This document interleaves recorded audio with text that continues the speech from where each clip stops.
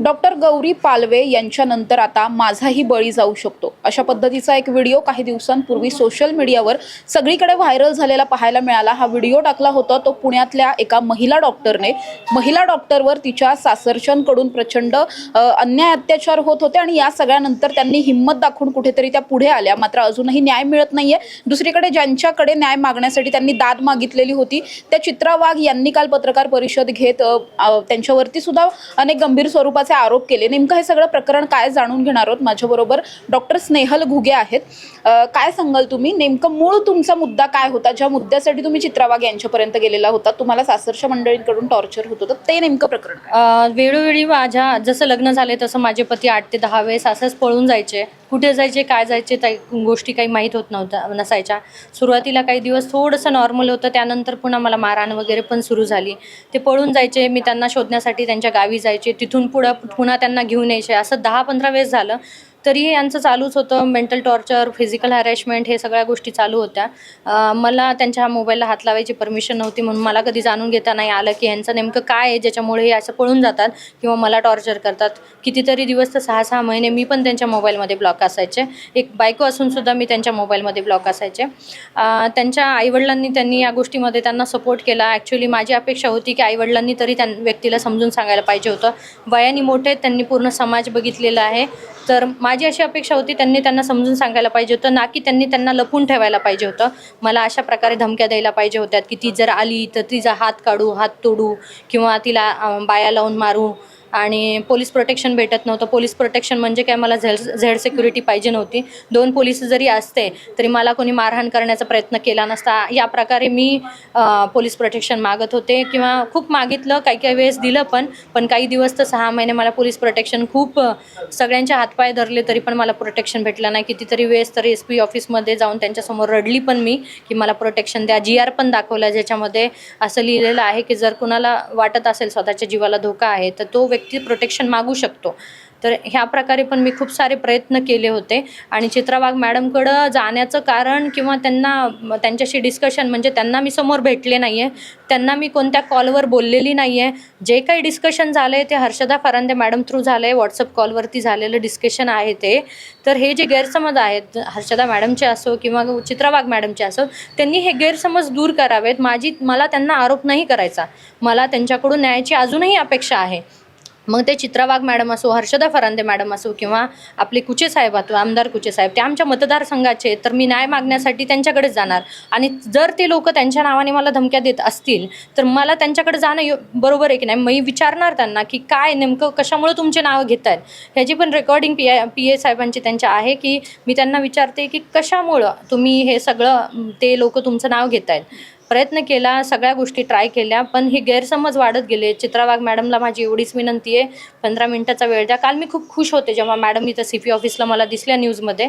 मला वाटलं कुठेतरी मला भेटायची संधी भेटेल, मला माझे पुरावे दाखवता येतील, मला कुठेतरी न्याय मिळून देतील।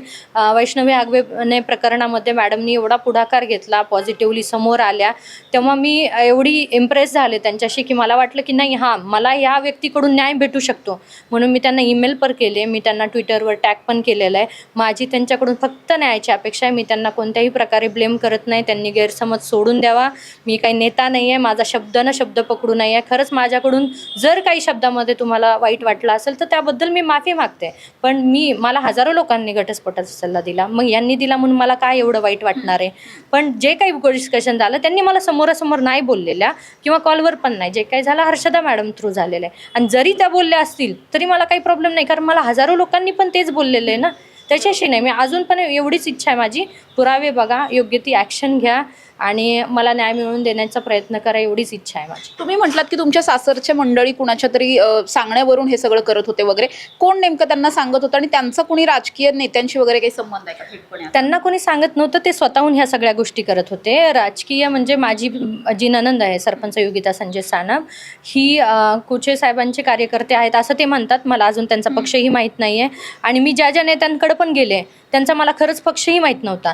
मी फक्त न्यूजमध्ये माझ्या रिलेटेड जशा केसेस होतात, जसं हे वैष्णवी हगवण्याचं प्रकरण असो किंवा जे आहे आपलं गौरी पालवेचं प्रकरण असो, संपदा मुंडेचं प्रकरण, अशा केसेस मी पाहते. मी न्यूजवरती कधीही इलेक्शन, मतदान ह्या सगळ्या गोष्टी बिलकुल पाहत नाही आहे. आणि ते मी स्वतःला इमॅजिन केलं कुठंतरी, आणि हा मला यांच्याकडून न्याय भेटू शकतो हीच मी अपेक्षा ठेवून मी त्यांच्याकडे गेली होते. आणि त्यांनी गैरसमज दूर करून घ्यावा. आणि प्लीज, मी माझं शिक्षण खूप मेहनतीने केलं आहे, 18 तास अभ्यास करून. तुमच्या एका कंप्लेनने माझं आयुष्य खराब होऊ शकतं, माझं भविष्य खराब होऊ शकतं. एवढं सगळ्या गोष्टी लक्षात ठेवूनच तुम्ही माझ्यावर कोणतीही ॲक्शन घ्यावी. मला तुमच्याकडून काही प्रॉब्लेम नाही आहे. न्याय द्यायचा असेल तर देऊ शकता तुम्ही, नसेल द्यायचा असेल तर तुम्ही मला विसरून जा, मी तुम्हाला विसरून जाईल. तुम्ही महिला आयोगाकडे पण गेलेला होतात, पोलिसांनी सुद्धा तुम्हाला दाद दिली नाही असं म्हणताय, महिला आयोगाने सुद्धा दाद दिली नाही का? महिला आयोगाकडे गेले होते, त्यांचे मेल पण मला आलेले. पण कसं होतं ना, पोलीस जर ॲक्शन घेत नसतील तर मेल करून उपयोग काय. आणि मध्ये मला असं वाटलं की कोणी माझ्या पाठलाग करतंय वगैरे. मी गेले होते पोलीस स्टेशनला, पण विदाऊट प्रूफ ते घेत नाही तक्रार. तर मग मी तक्रार करायला गेले नाही, कारण मला कुठेतरी भीती वाटत होती, म्हणूनच मी गेले होते. पण मला असं वाटतं की इथून पुढे जे काही आहे, अशा खूप साऱ्या मुली आहेत ज्यांच्यावर हा अन्याय होत आहे. तर माझी एवढीच विनंती की, आणि मी तुम्हाला एवढंच सांगू इच्छिते की मी कोणत्याही दबावामध्ये येणार नाही. माझा जो अन्याय झाला आहे तो मी बाहेर काढणार पूर्णपणे. आणि मला कोणाच्या राजकीय नेत्यांना आरोप करायची इच्छा नाही किंवा काही नाही. त्यांचे ज्या पदावरती आहेत ते ॲक्शन घेऊ शकतात, म्हणूनच मी त्यांच्यापर्यंत पोहोचण्याचा प्रयत्न केला. पण या सगळ्यामध्ये तुम्ही आता म्हणताय की तुम्हाला घटस्फोट नको आहे, जो तुम्हाला तुमच्या पतीला घटस्फोट हवाय पण तुम्हाला घटस्फोट नको आहे. मग जे कारण सगळ्यांकडून खरं तर हा प्रश्न उपस्थित केला जातोय की तुम्हाला इतकं टॉर्चर होत असताना तुम्हाला डिवोर्स का नको आहे? मला डिवोर्स घ्यायचा नाही, कारण माझी याच्यामध्ये काहीही चूक नाही. आपलं महाराष्ट्र एवढं मॉडर्न झालेलं नाही आहे की डिवोर्स ही मुलीला एवढी इज्जत भेटते. जेवढी तिला पहिल्या लग्नामध्ये भेटते तेवढी तिला दुसऱ्या लग्नामध्ये भेटू शकत नाही. चूक असती तर नक्कीच डिवोर्सला मी स्वतःहून अप्लाय केलं असतं. चूक नाही आहे माझी, त्याच्यामुळे मी डिवोर्स घेणार नाही. माझ्यावर खरंच अन्याय झाला आहे. कारण डिवोर्समध्ये 10 वर्ष जर मुली जात असतील तर मुलींचे आईवडील विचार करतात की 10 वर्ष आपण ज्या कोर्टाच्या चक्रा आहेत ते मारण्यापेक्षा आपल्या आईवडील, आपल्या मुलीचं वय वाढत जाईल, मग तिचं दुसरं लग्न होणार नाही, किंवा ह्या जे विचार होतात आईवडिलांच्या मनामध्ये. त्यामुळे ना, जे चुकीचे लोक आहेत त्यांना राधामांना पुन्हा सोडलं जातं, ते पुन्हा अजून एका मुलीचं आयुष्य बर्बाद करतात. चूक नसताना मी त्या व्यक्तीला डिवोर्स का देऊ? माझी एवढीच इच्छा आहे की त्या व्यक्तीने स्वतः सुधरावं, स्वतःच्या चुका स्वतः सुधराव्या आणि येऊन संसार करावा, एवढीच इच्छा आहे. आम्हाला त्यांच्याकडून कोणत्याही गोष्टीची अपेक्षा नाही, पैसे नाही, काही नाही, काही नाही. फक्त मला चुकीचं ठरवलं जाऊ नये, कारण मी चुकलेली नाही आहे. मी डिवोर्स देणार नाही आहे. मी माझं आयुष्य आज हा असा निघला, ह्याच्यापेक्षा दुसरा जर खराब निघला तर दोष हाच समाज जो आहे, जो मला म्हणतोय की डिवोर्स घे, तोच समाज मला म्हणणार की याच मुलीमध्ये काहीतरी चूक असेल. आणि मी चुकीची नसताना मला चुकीचं दाखवलेलं मला कधीही ॲक्सेप्ट होणार नाही. तर एक शेवटचा प्रश्न आहे तुम्हाला. तुम्ही म्हटलात गौरी पालवे प्रकरण असेल, संपदा मुंडे असेल, वैष्णवी हगवणे असेल, या सगळ्यांनी या अन्यायाला त्रासून आत्महत्या केलेल्या होत्या. तुम्ही मात्र या सगळ्यामध्ये लढण्याचा निर्णय घेतलाय. आपण आत्महत्या असं म्हणू शकत नाही, अजून काही त्याच्यावरती प्रूफ झालेलं नाही आहे. आत्महत्या आहेत की हत्या आहेत आपण डिस्कस करणार आहे, त्यावर कोणी नाही आहेत. जे काही आहे मुलींना टॉर्चर झालेला असं नसतं की मुली मुद्दामून तिथं राहतात किंवा ह्या समाज असतो, आईवडिलांची इज्जत असते, कुठेतरी मुलींचं प्रेम पण असतं आपल्या नवऱ्यावर, त्याच्यामुळे मुली हे सगळं सहन करत असतात. याचा अर्थ असा नाही आहे की मुलींवर तुम्ही अत्याचार करा, ती सहन करीत राहील आणि तिला एवढं मजबूर करा की ती आत्महत्या करेल. आत्महत्या केली जाते का त्यांची हत्या केली जाते हे अजून पण प्रूफ झालेलं नाही, म्हणून मी त्याच्यावर कमेंट करू शकत नाही. पण तुम्ही लढणार आहात यासाठी? मी लढणार आहे. मी कोणालाही डिवोर्स देणार नाही, माझी चूक नसताना. माझी एवढीच विनंती राहील प्रशासनाला की अशा केसेस आहेत ना, फास्ट ट्रॅकवरती टाकाव्यात, कारण न मुलाचं आयुष्य बर्बाद होईल 10-10 वर्ष केस खेळूनपर्यंत, न मुलींचं आयुष्य बर्बाद होईल.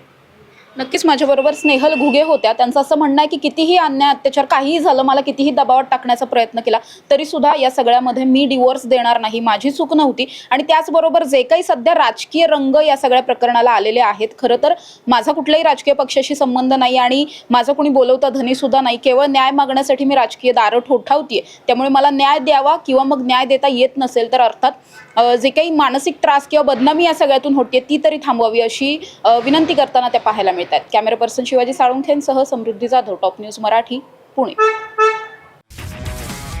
तुमची car, electric panel, data server आगीपासून सुरक्षित आहे का? नाही? मग आजच बसवा F protect temperature activated fire suppression device.